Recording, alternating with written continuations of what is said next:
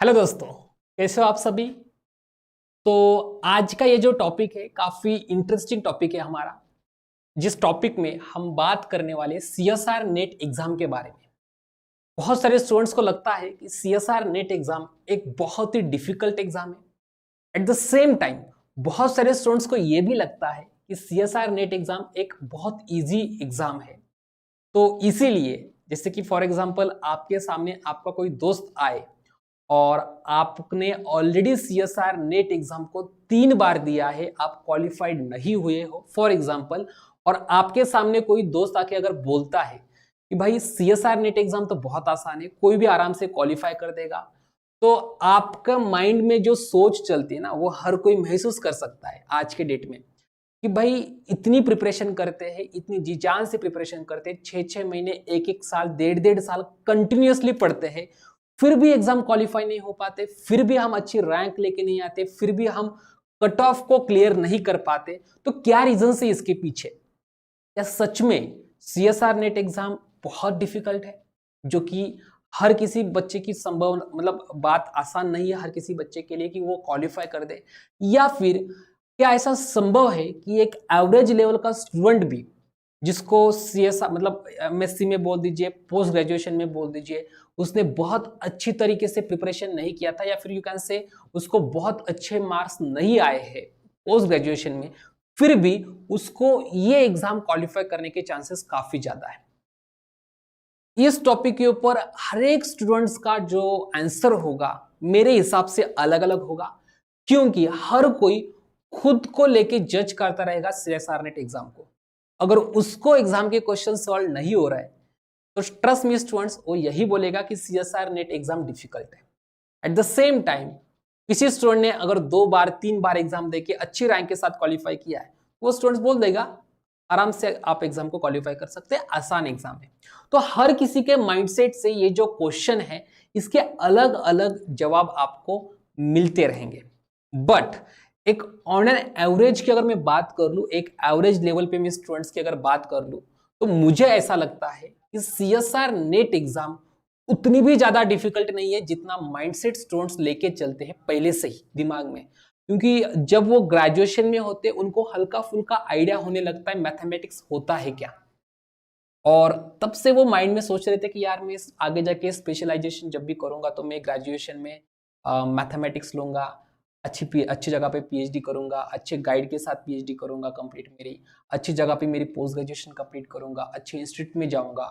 बहुत कुछ पढ़ना है, ऐसा माइंड में स्टूडेंट्स के चलता रहता है। धीरे धीरे जैसे जैसे स्टेप बढ़ता जा रहा है, उसको एक एक नया नया कोर्स इंट्रोड्यूस होता रहता है। अचानक से उसको कोई एक ऐसा कोर्स इंट्रोड्यूस हो जाता है जिस वजह से उसको डिफिकल्टी को फेस करना पड़ता है, जिसमें most of the time students को फेस करना पड़ता है एक तो एब्स्ट्रैक्ट अलजेब्रा में, या फिर उसको फेस करना पड़ता है रियल एनालिसिस में, या फिर वो फेस करता है मैट्रिक्स बेस्ड टोपोलॉजी में,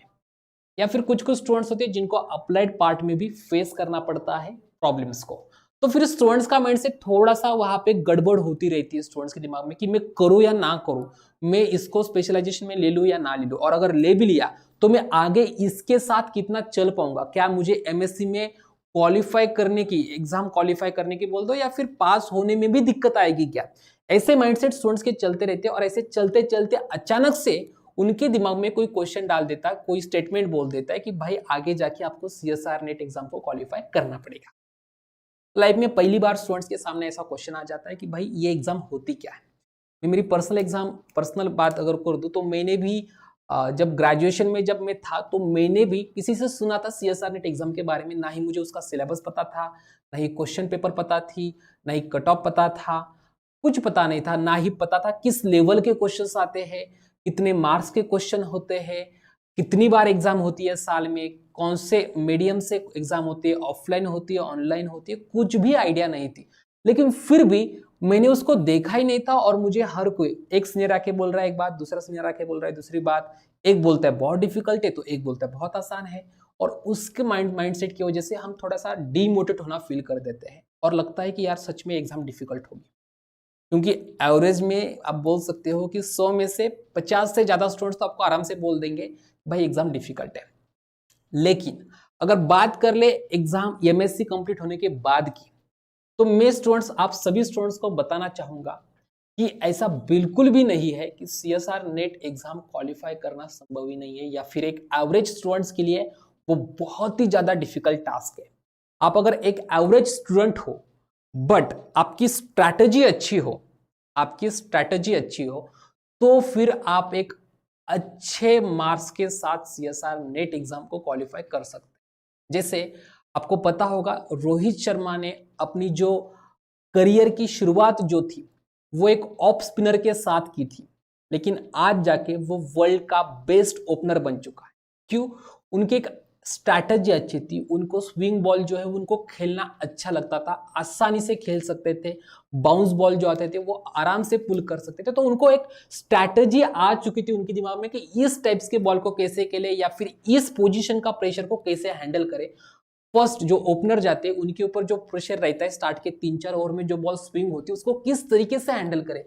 इनको उनको अच्छी तरीके से आइडिया आ चुकी थी। और इस वजह से आज की डेट में वो, मैं बोल रहा हूं, इंडिया के ही नहीं वर्ल्ड के एक बेस्ट ओपनर के तौर पे उनको माना जाता है। वैसे ही एक एवरेज लेवल का स्टूडेंट्स भी अगर हम लेते हैं तो वो स्टूडेंट्स भी सीएसआर नेट एग्जाम की अगर बात कर लेते हैं तो वो एक अच्छी स्ट्रैटेजी के साथ, मैं बोलूंगा नहीं वो जेआरएफ क्वालिफाई करेगा, मैं ये बोल दूंगा कि वो अच्छी रैंक के साथ जेआरएफ क्वालिफाई कर सकता है। क्यों? तो उसके पीछे भी रीजंस है, जैसे कि मैं आप सभी स्टूडेंट्स को बता दूं, आपकी अगर एग्जाम की बात करने जाए तो आप देख सकते हो कि कुल मिला के 400 प्लस का आपका जो क्वेश्चन पेपर है वो निकलता है, जिसमें आपको मैक्सिमम 200 मार्क्स का आप पेपर सॉल्व कर सकते हैं, और 200 में से कट ऑफ जो आता है वो आता है 100 मार्क्स का। तो एक ओवरऑल अगर बात करने जाए तो आपको 400 प्लस मार्क्स में से आपको कितने मार्क्स लेके आने हैं, आप बोल सकते हैं कि 105, 107, जिससे आपकी जेआरएफ कंफर्म हो जाती है, ऑलमोस्ट कंफर्म हो जाती है। मतलब आपको निकल के लाना है 25%। और कॉलेज में आपको अगर किसी एग्जाम को क्वालिफाई करना है तो आपको कितने परसेंट चाहिए होते हैं? 35। तो एक बात करें माइंडसेट की, टेक्निकल बात करने जाए तब भी कॉलेज के हिसाब से तो हमारे सीएसआर नेट एग्जाम तो आसान है। ये तो टेक्निकल बात हो गई। अब बात कर ले स्ट्रैटेजी की। तो स्ट्रैटेजी में आप स्टूडेंट्स देख सकते हैं कि जनरल एप्टीट्यूड का सेक्शन, वही स्टूडेंट्स दिक्कत, देखो स्टूडेंट्स हर एग्जाम, देखो आप देख सकते हैं 40,000 स्टूडेंट फॉर्म फिलअप करते हैं, ठीक है, जिसमें से कुल मिला के 20,000 स्टूडेंट्स आप मान के चलिए कि चलो प्रिपरेशन करके भी चले गए, उसमें से क्वालिफाई होंगे 500 के अराउंड। तो 20,000, चलो 40,000 भी छोड़ देता हूं, मैं बोलता हूं 20,000 स्टूडेंट्स में से सिर्फ 500 स्टूडेंट्स क्वालिफाई हो जाते हैं। क्यों? क्या रीजन इसके पीछे? बाकी स्टूडेंट ने प्रिपरेशन नहीं की थी। अब बाकी जो 19,500 स्टूडेंट्स है ना, उन स्टूडेंट्स में से आप 15,000 स्टूडेंट्स आप ऐसे पकड़ सकते हैं जिन स्टूडेंट्स को हर एक रिजल्ट याद है, लेकिन एग्जाम क्वालिफाई करने में, जैसे आप बोलते हो ना, आपको पता होगा, अगर आप टीचर हो तो आपको पता होगा कि आपको अगर मैथमेटिक्स के टीचर हो, आप लेटेस्ट से आप नेट लेवल के स्टूडेंट्स को पढ़ा रहे हो ना, आपको पता होगा नेट तक कोई स्टूडेंट्स आ रहा है प्रिपरेशन करने के लिए, तो वो कितना फिल्टर हो के आ रहा है। पहले तो वो 10th में साइंस लेना चाहिए, साइंस के बाद वो ग्रेजुएशन, पहले तो 10th क्वालिफाई होना चाहिए, उसके बाद वो साइंस लेना चाहिए, साइंस के बाद वो 12th कंप्लीट होना चाहिए, फिर वो ग्रेजुएशन में bachelor of you can say science, इसमें वो आना चाहिए, उसके बाद उसने मैथमेटिक्स स्पेशल लेना चाहिए, मैथमेटिक्स स्पेशल लेने के बाद उसका ग्रेजुएशन कंप्लीट होना चाहिए, ग्रेजुएशन कंप्लीट होने के बाद वो उसके बाद डायरेक्टली बीएड को चला जाता है, कोई फील्ड चेंज कर देता है, उसको वो नहीं करना चाहिए, उसको एमएससी में आना चाहिए, एमएससी में आने के बाद उसको फिर से एक अच्छे मार्क्स के साथ एग्जाम को क्वालिफाई करना चाहिए, और उसके बाद भी उसका माइंड सेट होना चाहिए कि मुझे एग्जाम को क्वालिफाई करना है, सीएसआर नेट वो करेगा, उसके बाद वो सीएसआर नेट की प्रिपरेशन स्टार्ट कर देता है। तो इतने फिल्टर लग रहे हैं ना। वैसे ही ये जो 20,000 स्टूडेंट्स जो प्रिपरेशन करके आते हैं उनमें भी बहुत सारे फिल्टर लगते हैं, जिस वजह से सिर्फ ये लास्ट के 500 बच जाते हैं जो एग्जाम को क्वालिफाई कर देते हैं। वैसे कौन कौन से फिल्टर्स हैं? जैसे कि सबसे पहला फिल्टर आपका माइंडसेट। एग्जाम में आप किस माइंडसेट के साथ चले गए थे? आप एग्जाम में चले गए, आपका फ्रेंड्स के साथ गप्पे मार रहे, गाने गा रहे, घूमने गए, 2 दिन पहले फ्रेंड से मिले, तो ये माइंडसेट के साथ। दूसरा, प्रेशर आप किस तरीके से हैंडल कर रहे हो एग्जाम में, टाइम मैनेजमेंट आपने कितना रखा है, आपने सेक्शन वाइज कितने टाइम्स दिए, किस तरीके से क्वेश्चंस को सॉल्व किया है, आपने आपकी एक्यूरेसी लेवल का, that is also very very important. आपकी एक्यूरेसी लेवल क्या है, आपने कितने क्वेश्चन सॉल्व किए और उसमें से कितने क्वेश्चन सही आ रहे हैं।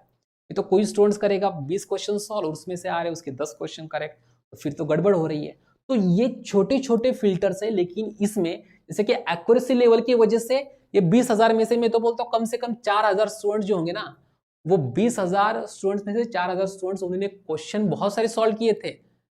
लेकिन गलत हो गए भाई, गलत हो गए, इस वजह से उनके मार्क्स कम हो गए। कुछ स्टूडेंट्स होंगे जिनको टाइम मैनेजमेंट ही नहीं समझ में आया किस तरीके से करना, और उनका टाइम मैनेजमेंट नहीं हुआ, भले ही उनको क्वेश्चन सॉल्व हो रहे थे, उनकी प्रिपरेशन अच्छी थी, लेकिन टाइम मैनेजमेंट नहीं हुआ, उनको टाइम नहीं मिला पूरे क्वेश्चन सॉल्व करने के लिए। उस वजह से उनके 2,000 स्टूडेंट्स ऐसे ही चले जाएंगे जिनको टाइम मैनेजमेंट ही नहीं आया। तो ऐसे कुल मिला के कर करके वो 500 बच जाते, जिसने टाइम मैनेजमेंट भी अच्छा किया था, जिसने प्रिपरेशन भी अच्छी की थी, जिसने प्रेशर को बहुत अच्छी तरीके से हैंडल किया, जिसकी एक्यूरेसी लेवल भी बहुत अच्छे से, ऐसे छोटे छोटे फैक्टर्स को उसने बहुत मेंटली अच्छे स्ट्रैटेजी के साथ मतलब सारा कंबाइन करके एग्जाम को गया था और एग्जाम देके आ चुका है, वो ये पास से स्टूडेंट होते हैं। तो मैटर यही करता है, एट द एंड में बोलना चाहूंगा, आप प्रिपरेशन अच्छे से कीजिए, आपका टाइम मैनेजमेंट अच्छा हो, आपका एक्यूरेसी लेवल अच्छा हो, आपका माइंडसेट पॉजिटिव हो, इतना भी पॉजिटिव ना हो कि कोई भी क्वेश्चन आए मैं सॉल्व करके जाऊंगा, आगे जाना ही नहीं है। तो वो चीजों को भी समझ ले कि भाई ये क्वेश्चन डिफिकल्ट है तो इसको एग्जाम के बाद सॉल्व करने के लिए रखेंगे, एग्जाम में आसान आसान क्वेश्चन को सॉल्व करना है, ठीक है। तो ये छोटे छोटे फैक्टर्स अगर आप साथ में लेके चलते हैं तो मेरे हिसाब से CSR नेट एग्जाम एक एवरेज लेवल का स्टूडेंट्स भी आसानी से क्वालिफाई कर देगा। बात कर ले स्पेशली मैथमेटिक्स की, तो मैथमेटिक्स में आप स्टूडेंट्स, वो बहुत सारे स्टूडेंट्स हैं जो जनरल एप्टीट्यूड को सोचते ही नहीं कि वो हमारा सब्जेक्ट है। भाई उससे मार्क मिलने वाले, मतलब वो हमारे लिए भगवान है, वो हमें मार्क दे रहा है फ्री के बोनस मार्क्स। आपने देखो 40,000 स्टूडेंट्स है, उसमें से मैं तो बोलता हूँ 5,000 स्टूडेंट्स ही होंगे जो सिर्फ जनरल एप्टीट्यूड के बारे में सोचते होंगे, बाकी सब स्किप करके चले जाते हैं। तो आपने अगर जनरल एप्टीट्यूड कर दिया तो आप तुरंत बोल सकते हो कि 35 स्टूडेंट्स जो है ना, उनमें से मैं ऊपर चला गया बोनस में। क्यों? तो आपने जनरल एप्टीट्यूड किया। बहुत सारे स्टूडेंट्स हैं जो अप्लाइड मैथमेटिक्स को छोड़ के चले जाते हैं, जिनको लगता है कि अप्लाइड मैथमेटिक्स इंपॉर्टेंट है ही नहीं। आपने अगर उसको किया तो आप उनसे भी ऊपर चले गए। स्टैटिस्टिक्स के 4-5 क्वेश्चन है, जिनको लगता है कि यार स्टैटिस्टिक्स नहीं आ रहा तो क्यों कर ले, लेकिन मार्कोव चेन है, उसके 2 क्वेश्चन है, प्रोबेबिलिटी है, एलपीपी है, बेस थ्योरम है, इनके ऊपर के क्वेश्चन आप कर लो। 4 क्वेश्चन अगर आपके हो जाए ना सॉल्व, 2 क्वेश्चन पार्ट बी के और 2 क्वेश्चन पार्ट सी के, 15 मार्क्स आ जाते हैं स्टूडेंट्स आपके, 15। और 15 मार्क्स CSR नेट एग्जाम में बहुत ज्यादा है, बहुत ज्यादा। अगर आप कट ऑफ के पास आसपास हो, या फिर आप क्वालिफिकेशन के आसपास हो, एलएस के आसपास हो, अच्छी रैंक के लिए 15 मार्क्स आपके बढ़ रहे हैं, तो बहुत ज्यादा मार्क्स बढ़ रहे हैं। तो ये छोटी छोटी चीजें, पेपर 1 जनरल एप्टीट्यूड, उसके बाद अप्लाइड मैथमेटिक्स, उसके बाद स्टैटिस्टिक्स के कुछ क्वेश्चंस, ये छोटी छोटी चीजों को आप अच्छे से संभाल के चलेंगे तो मेरे हिसाब से CSR नेट एग्जाम क्वालिफाई करने के लिए ये जो वर्ड सामने आपको दिख रहा है कि हार्ड है, ऐसा बिल्कुल भी नहीं है,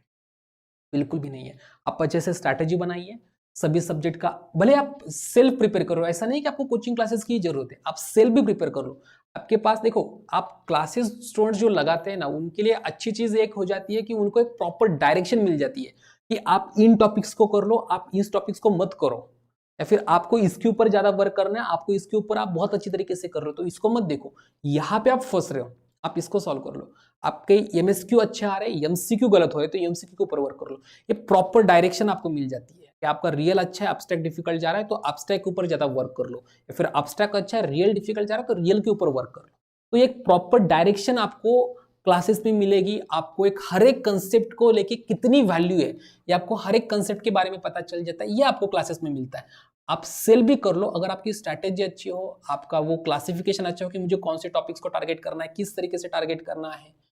तो भी आप एक अच्छी रैंक के साथ CSR नेट एग्जाम को क्वालिफाई कर सकते हैं। तो ये पहले तो माइंड से निकाल दीजिए कि CSR नेट एग्जाम क्वालिफाइड करना हार्ड बात है, हार्ड टास्क है, ऐसा बिल्कुल भी नहीं है। मैं आशा करता हूं स्टूडेंट्स कि आज जो मैंने इस वीडियो में आप सभी स्टूडेंट्स के साथ चर्चा की है, डिस्कस किया है, वो आप सभी स्टूडेंट्स को समझ में आ चुका होगा।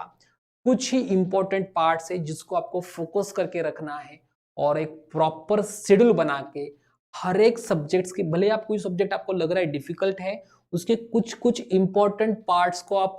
क्लियर करवा लीजिए, उसके क्वेश्चंस जो प्रीवियस ईयर में बार बार आ रहे हैं वो टॉपिक्स को अच्छे से कर लीजिए, और उसके अलावा बाकी टॉपिक्स एक सब्जेक्ट के नहीं भी किए तो भी चलेगा, बस जिस टॉपिक से क्वेश्चन आ रहे हैं उसको तो करके जाइए ना, उसमें क्या दिक्कत है, 2-4 टॉपिक्स करने में क्या ही दिक्कत आ जाती है। तो ऐसे अच्छे से टॉपिक्स कर लीजिए, एग्जाम के पहले जितने संभव हो मॉक टेस्ट दे दीजिए। आप क्वेश्चन प्रैक्टिस करते हो एग्जाम के पहले, तो क्वेश्चन प्रैक्टिस करते टाइम सिर्फ बैठ के क्वेश्चन सॉल्व करने नहीं होते,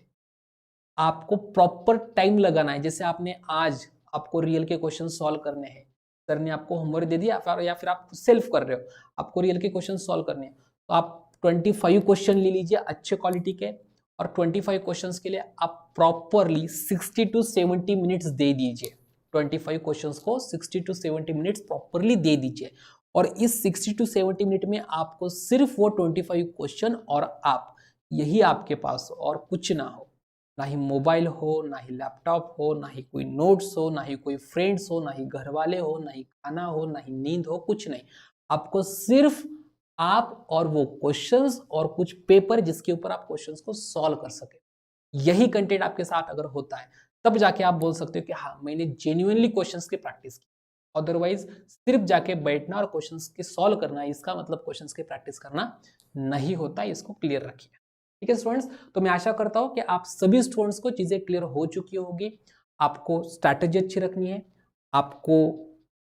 जो एक्यूरेसी लेवल है उसको बढ़ाना है, आपको एनालिसिस आपके दिमाग में अच्छा हो, आपका टाइम मैनेजमेंट आपका अच्छा हो, आपका प्रिपरेशन जो है वो अच्छा हो, हर एक टॉपिक्स को लेके आपका सिलेक्शन पता हो आपको कि यहाँ से ये टॉपिक्स है जो इंपॉर्टेंट्स है, आपका पेपर 1 जनरल एप्टीट्यूड बहुत अच्छी तरीके से प्रिपेयर किया हो, और आपने पेपर के पहले क्वेश्चंस की प्रैक्टिस जेन्युइनली की हो, मॉक टेस्ट जेन्युइनली दिए हो। आपके कम से कम 5 या 6 मॉक टेस्ट आपके एग्जाम के पहले आपको देने ही चाहिए, और उसको देने के बाद उसको छोड़ नहीं देना है, उसका प्रॉपर एनालिसिस आपके पास हो कि मेरे एमसीक्यू में इतने गलत है, एमएसक्यू में इतने गलत है, रियल में इतने गलत है, लीनियर में इतने गलत है, मुझे कौन से टॉपिक से वर्क करना है, कौन से क्वेश्चन मेरे बार बार गलत हो रहे हैं, ये सारा प्रॉपर एनालिसिस अगर आपके पास हो,